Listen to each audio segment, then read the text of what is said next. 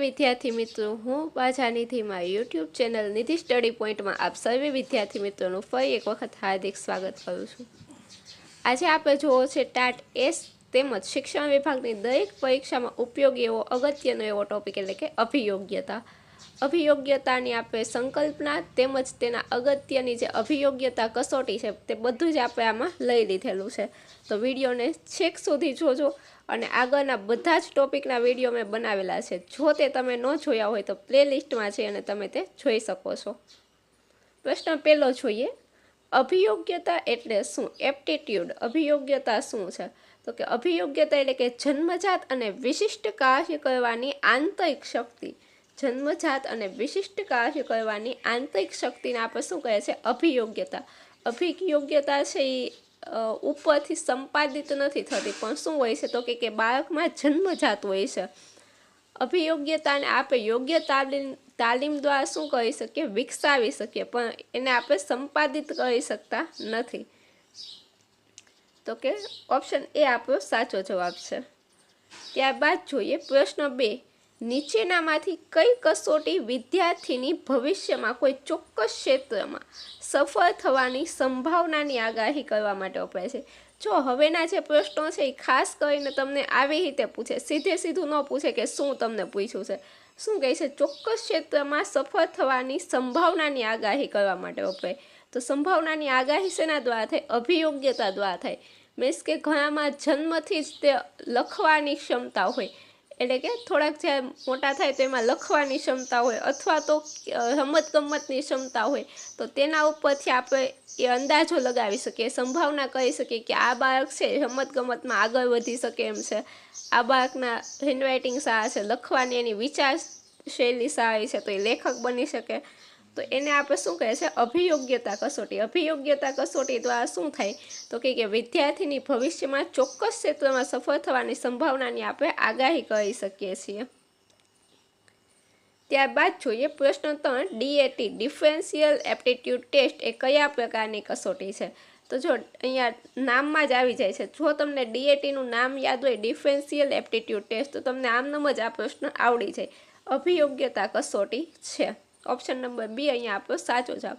ઘણી વખત તમને આવા પ્રશ્નો સીધા પૂછે છતાંય પણ અહીંયા તો મેં તમને લખીને દીધેલું છે ડિફરન્શિયલ એપ્ટિટ્યૂડ ટેસ્ટ, પણ તમને ખાલી ડીએટી આપે એટલે તમને શું થાય? આઈડિયા ન આવે કે ડીએટી શું છે, પણ જો તમને ફૂલ ફોર્મ આવડતું હોય તો પ્રશ્ન તમને આમ જ આવડી જાય।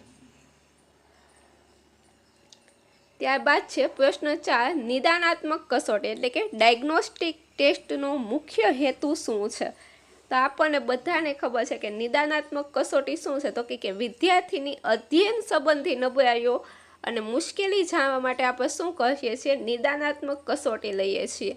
કોઈ બાળક છે એને કંઈ નથી માનો કે આપણે પહેલી ટેસ્ટ લીધી અથવા તો આપણે કોઈ મુદ્દો શીખવ્યો પણ એને શું એમાંથી નથી આવડતું એ જાણવા માટે આપણે જે ટેસ્ટ લઈએ છીએ એને આપણે શું કહીએ છીએ? નિદાનાત્મક કસોટી એટલે કે ડાયગ્નોસ્ટિક ટેસ્ટ। ઓપ્શન સી અહીંયા આપણો સાચો જવાબ છે। ત્યારબાદ જોઈએ પ્રશ્ન 5, સિદ્ધિ કસોટી મુખ્યત્વે શું માપે છે? સિદ્ધિ કસોટી છે એ શું માપવા માટે વપરાય છે? તો કે સિદ્ધિ કસોટી છે એ શું માપે છે? તો કે વિદ્યાર્થીએ ભૂતકાળમાં કે તાજેતરમાં મેળવેલ જ્ઞાન કે કૌશલ્ય, કોઈ પણ વિદ્યાર્થીની સિદ્ધિ માપવી હોય કે એ કેટલું એ ગ્રહણ કર્યું છે તો એને શું કહેવાય છે? સિદ્ધિ કસોટી, એચિવમેન્ટ ટેસ્ટ। ત્યારબાદ જોઈએ પ્રશ્ન 6, કસોટીની વિશ્વસનીયતા રિયલિબિલિટી એટલે શું? કસોટીની વિશ્વસનીયતા એટલે શું? તો કે કસોટીના પરિણામમાં જોવા મળતું સાતત્ય કે સમાનતા, અથવા તો આને કહેવાય છે એકરૂપતા। કસોટીના પરિણામમાં જોવા મળતું સાતત્ય કે સમાનતા કે એકરૂપતા, એને આપણે શું કહીએ છીએ? કસોટીની વિશ્વસનીયતા કહીએ છીએ। ત્યારબાદ જોઈએ પ્રશ્ન 7, કસોટીની યથાર્થતાનો સાચો અર્થ શું થાય છે? કસોટીની યથાર્થતા એટલે શું? તો કે કસોટી જે હેતુ માટે કે જે ગુણ માટે બની હોય તે જ ગુણનું તે માપન કરે, એને આપણે શું કહીએ છીએ? કસોટીની યથાર્થતા। મીન્સ કે માનો કે આપણે અભિયોગ્યતા માપવા માટે કસોટી બનાવી છે, તો એવું ન થવું જોઈએ કે એમના પ્રશ્નો એવા હોય કે જેથી બુદ્ધિનું માપન થાય। તો એને શું કહેવાય? યથાર્થતા, કે જેના માટે આપણે અભિયોગ્યતા માપવા માટે કસોટી બનાવી છે તો એની અભિયોગ્યતા જ એનાથી મપાવી જોઈએ. એનાથી એનું શું હોવું જોઈએ? તો કે બુદ્ધિનું માપન થવું જોઈએ નહીં. ત્યારબાદ જોઈએ પ્રશ્ન 8. શિક્ષક દ્વારા વર્ગખંડમાં લેવાતી એકમ કસોટી એ કયા પ્રકારની કસોટી છે? એકમ કસોટી કેવી છે? તો કે અપ્રમાણિત અને શિક્ષક રચિત કસોટી છે. એને કેવી કહેવાય? અપ્રમાણિત કસોટી કહેવાય અને શિક્ષક રચિત. કારણ કે શિક્ષક છે એ શું કરે છે? પોતાની રીતે લે છે. એમાં કોઈ બ્લુ પ્રિન્ટ કે એવું કંઈ હોતું નથી. પોતાની રીતે એને ઈચ્છા થઈ પ્રમાણે લેતા હોય છે. એથી એને કેવી કહેવાય છે? અપ્રમાણિત કહેવાય છે. ત્યારબાદ જોઈએ પ્રશ્ન 9. અભિયોગ્યતાના વિકાસમાં કયા પરિબળો ભાગ ભજવે છે? અભિયોગ્યતા છે એનો વિકાસ કઈ રીતે થાય? તો કે અભિયોગ્યતાના વિકાસમાં વારસો અને પર્યાવરણ બંનેની આંતરક્રિયા હોય છે. મીન્સ કે ઘણા લોકોને છે વારસામાંથી જ કોઈ ટેલેન્ટ થોડું ઘણું પ્રાપ્ત થયું હોય, પણ જો એને એના પર્યાવરણ એવું વાતાવરણ એને મળે તો એ અભિયોગ્યતા છે એ શું કરે? વધારે વિકસે. અને અભિયોગ્યતા છે એ વધારે વિકસે અને એ બાળક છે એ ક્ષેત્રમાં ખૂબ જ આગળ વધે. તો અહીંયા બંને છે એના જવાબદાર બનશે. વારસો અને પર્યાવરણ બંને વચ્ચેની આંતરક્રિયા. ત્યારબાદ છે GATB, general aptitude test battery. આ નામ પણ બધાના ખાસ યાદ રાખજો. GATB શું છે? જનરલ એપ્ટિટ્યૂડ ટેસ્ટ બેટરી કોના દ્વારા વિકસાવવામાં આવી હતી? તો કે આ જે GATB છે, જનરલ એપ્ટિટ્યૂડ ટેસ્ટ બેટરી, એ US એમ્પ્લોયમેન્ટ સર્વિસ દ્વારા છે એ વિકસાવવામાં આવી હતી. ઓપ્શન એ આપણો સાચો જવાબ છે. ત્યારબાદ જોઈએ પ્રશ્ન 11. નીચેનામાંથી કયો અભિયોગ્યતા કસોટીનો પ્રકાર નથી? અભિયોગ્યતા કસોટીના ઘણા બધા અલગ પ્રકાર છે, એમાંથી કયો પ્રકાર નથી? તો જો યાંત્રિક છે એટલે કે મિકેનિકલ તો અભિયોગ્યતા કસોટી છે, ક્લિનિકલ છે, મ્યુઝિકલ છે, પણ સ્પોર્ટ્સ એચિવમેન્ટ કસોટી છે એ અભિયોગ્યતા કસોટી નથી. ઓપ્શન ડી અહીંયા આપણો સાચો જવાબ છે. ત્યારબાદ જોઈએ પ્રશ્ન 12. મૂલ્યાંકન પ્રક્રિયામાં વસ્તુલક્ષી પ્રશ્ન. વસ્તુલક્ષી એટલે કે કેવા? તો કે ઓબ્જેક્ટિવ ક્વેશ્ચન, MCQ છે અત્યારે આપણે સોલ્વ કરીએ છીએ, અથવા તો તમારી જે પ્રિલિમ પરીક્ષા છે એમાં જ આવવાના છે. તો એ ઓબ્જેક્ટિવ પ્રશ્ન છે એનો સૌથી મોટો ફાયદો કયો છે? તો જો ઓબ્જેક્ટિવ પ્રશ્નનો ફાયદો શું છે? તો કે તેમાં તપાસનારના અંગત પૂર્વગ્રહની કે મનોવૃત્તિની કોઈ અસર દેખાતી નથી. હવે MCQ છે એમાં તો તપાસનારને ખબર બી ન હોય કોણ શું છે, અને બીજી વસ્તુ કે એમાં એ લોકોને કોઈ પણ પૂર્વગ્રહ કે એની મનોવૃત્તિ છે એની કોઈ અસર આમાં થાય નહીં. સૌથી મોટો ફાયદો છે એ વસ્તુલક્ષી પ્રશ્નનો આ છે. ત્યારબાદ જોઈએ પ્રશ્ન 13. નિબંધ પ્રકારના એસે ટાઈપ પ્રશ્નો કઈ બાબતનું માપન કરવા માટે સૌથી શ્રેષ્ઠ છે? તો કે એસે ટાઈપના પ્રશ્નો છે એ શું કરે? તો કે વિદ્યાર્થીની મૌલિકતા, વિચારની અભિવ્યક્તિ અને સંકલન શક્તિ છે એ માપન કરવા માટે સૌથી શ્રેષ્ઠ છે. વિદ્યાર્થી શું વિચારે છે, મૌલિકતા એની કેટલી છે, કેટલું લખી શકે છે, એ બધું આપણે નિબંધ પ્રકારના પ્રશ્નો દ્વારા જાણી શકીએ.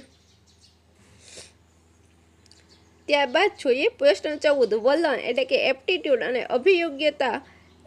એટીટ્યૂડ અને એપ્ટિટ્યૂડ વચ્ચેનો મુખ્ય ભેદ શું છે? જો આપણને શું કીધું છે? વલણ અને અભિયોગ્યતા બંને વચ્ચે મુખ્ય ભેદ શું છે? તો કે વલણ એ ગમા અણગમા દર્શાવે છે. જે અભિયોગ્યતા એ કાર્ય કરવાની શું છે? આંતરિક શક્તિ છે. વલણ છે એ ગમો અણગમો દેખાડે અને અભિયોગ્યતા શું છે? કાર્ય કરવાની આંતરિક શક્તિ છે. ઓપ્શન બી અહીંયા આપણો સાચો જવાબ છે.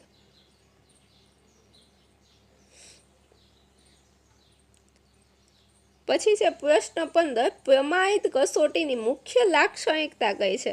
પ્રમાણિત કસોટીઓની મુખ્ય લાક્ષણિકતા શું હોય? તો કે ચોક્કસ વહીવટી માર્ગદર્શિકા અને સૂચનાઓ હોય, ઉચ્ચ કક્ષાની વિશ્વસનીયતા અને યથાર્થતા હોય, પહેલેથી નક્કી કરેલા ચોક્કસ માનાંકો હોય, અને ઉપરના તમામ. તો આ ઉપરના તમામ આપણો સાચો જવાબ છે. બધું શું છે? સાચું છે. બધી પ્રમાણિત કસોટીની લાક્ષણિકતા છે. ત્યારબાદ જોઈએ પ્રશ્ન 16. કસોટીના સંચાલનમાં જો સમય મર્યાદા કડક રીતે પાળવામાં આવે અને ઝડપનું મહત્વ હોય તો આ કસોટીને શું કહે? ઝડપનું મહત્વ. આપણે ખાલી એક શબ્દ પકડીએ, ઝડપનું મહત્વ એટલે શું કહે? તો કે એને સ્પીડ ટેસ્ટ કહેવાય. ઓપ્શન બી અહીંયા આપણો સાચો જવાબ. ત્યારબાદ જોઈએ, જો કોઈ કસોટીમાં પ્રશ્નો ધીમે ધીમે વધુ અઘરા થતા જાય અને સમયની કોઈ મર્યાદા ન હોય તો તેને કઈ સમયની કોઈ મર્યાદા નથી તો એને, અને કસોટીના પ્રશ્નો કેવા છે, ધીમે ધીમે વધુ અઘરા થતા જાય છે, તો એને આપણે શું કહેશું, પાવર ટેસ્ટ કહેશું. ઓપ્શન નંબર બી.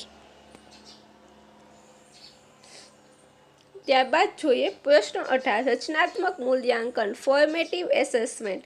રચનાત્મક મૂલ્યાંકન કે ફોર્મેટિવ એસેસમેન્ટ કે અથવા તો શું કે, તો કે એસેસમેન્ટ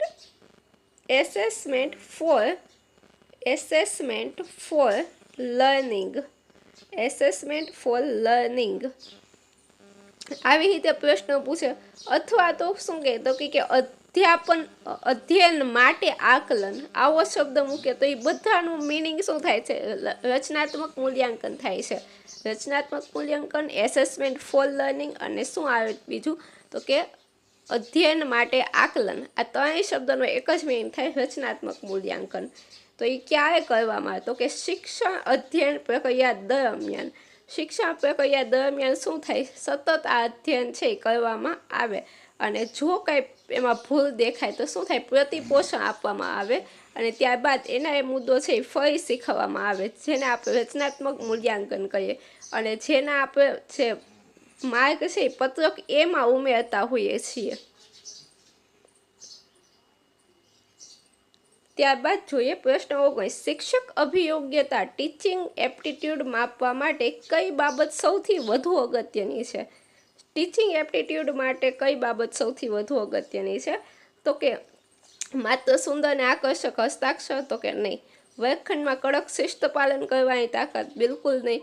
તો શું આવશે, તો કે વિષય વસ્તુનું ઊંડું જ્ઞાન, પ્રત્યાયન કૌશલ્ય અને વિદ્યાર્થી પ્રત્યેનો હકારાત્મક અભિગમ. આ વસ્તુ છે એ કેવી છે, શિક્ષક અભિયોગ્યતા માપવા માટેની સૌથી અગત્યની બાબતો છે. ત્યારબાદ જોઈએ પ્રશ્ન 20, સંકલ્પનાત્મક મૂલ્યાંકન એટલે કે સમેટિવ એસેસમેન્ટનો મુખ્ય ઉદ્દેશ્ય શું છે. સંકલ્પનાત્મક મૂલ્યાંકન તમને કે, અથવા તો શું કે એસેસમેન્ટ ઓફ લર્નિંગ કે, અથવા તો અધ્યયન બાદનું આકલન, એવો શબ્દ પણ આપે તો એને આપણે શું કહેશું, સંકલનાત્મક મૂલ્યાંકન અથવા તો સમેટિવ એસેસમેન્ટ. અને એ ક્યારે હોય છે, તો કે ભણાવતી વખતે શિક્ષકની પદ્ધતિ સુધારવા માટે, શૈક્ષણિક સત્રના અંતે વિદ્યાર્થીની એકંદર સિદ્ધિ માપી અને ગ્રેડ પ્રમાણપત્ર આપવું, એના માટે હોય છે. જે આપણે બધા હમણાં જ તે શિક્ષકો જે લોકો હશે એ બધાએ હમણાં જે કરેલું હશે, સત્રાંત પરીક્ષા અથવા તો વાર્ષિક પરીક્ષા. સત્રાંત પરીક્ષા છે એ શું છે, સમેટિવ એસેસમેન્ટ છે, જેમાં આપણે બધું વિદ્યાર્થીને ભણાવીએ અને ત્યારબાદ અંતે લઈએ, અને આ પરીક્ષા લીધા બાદ આપણે શું કરીએ, એને ગ્રેડ અથવા તો પ્રમાણપત્ર આપીએ. તો આને આપણે શું કહેવાય, સમેટિવ એસેસમેન્ટ. ચલો આજના પ્રશ્નો અહીં સુધી રાખીએ. આ પ્રશ્નો તમને કેવા લાગ્યા તે જરૂરથી કમેન્ટ કરજો, અને જો તમને પ્રશ્નો ગમ્યા હોય, સમજૂતી ગમી હોય તો તમારા અન્ય મિત્રો સુધી વિડીયોને શેર કરજો. ફરી મળીશું આવતા લેક્ચરમાં. ત્યાં સુધી થેન્ક યુ સો મચ.